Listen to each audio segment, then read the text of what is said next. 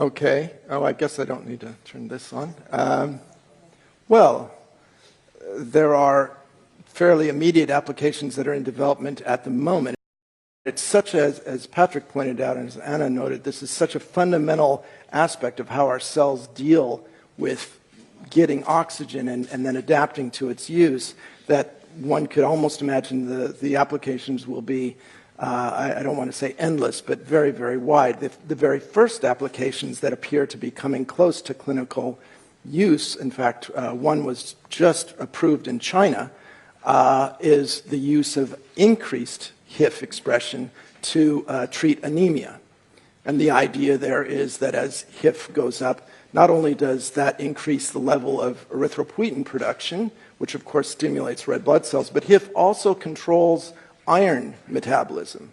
And so will really coordinate how the body takes up iron and then how it incorporates that into the growing red blood cells. So these are, of course, important applications both from the standpoint of people with anemia, and oftentimes people with anemia have many other problems, including kidney disease or even cancer. And so it may be an application that's useful there. The other thing you alluded to was the treatment of cancer itself. And interestingly, as Thomas pointed out, and as my colleagues pointed out, tumors have increased HIF expression, likely to help them cope with low levels of oxygen in their interiors. And so there are drugs in development to actually inhibit HIF, to allow tumors to be shrunk, since tumors use HIF to expand. Now, that may be difficult to conceptualize, that something could be both bad and good. But, of course, that's what a basic discovery is. It shows every aspect of, or it impacts every aspect of the body. And certainly future work in this field will likely have wide-ranging impacts. Right. Are there any additional questions? I know some are eager to interview, but please go ahead. Hey, this is Nordic Chinese Times. I'm very curious about the biggest argument or concern when you are reviewing the nominees and the projects.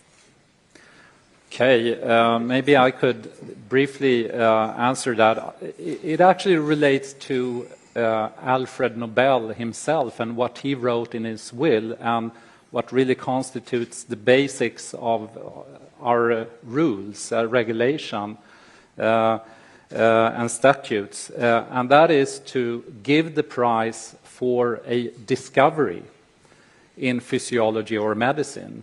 So each year we are totally focused on awarding the really most important discovery of all the proposals we have on the table each year. So that's really, really central, and that is what is the sole determining factor, I would say, in our discussions and decision process. Anything else?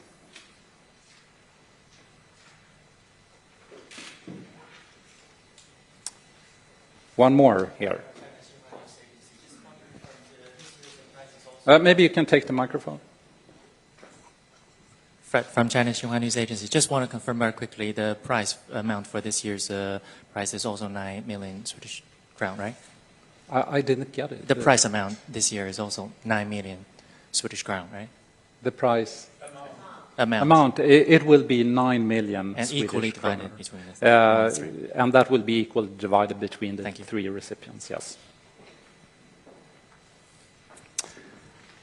I think if there's nothing else that we can close this session, and some have already booked interviews, and we are also available for additional interviews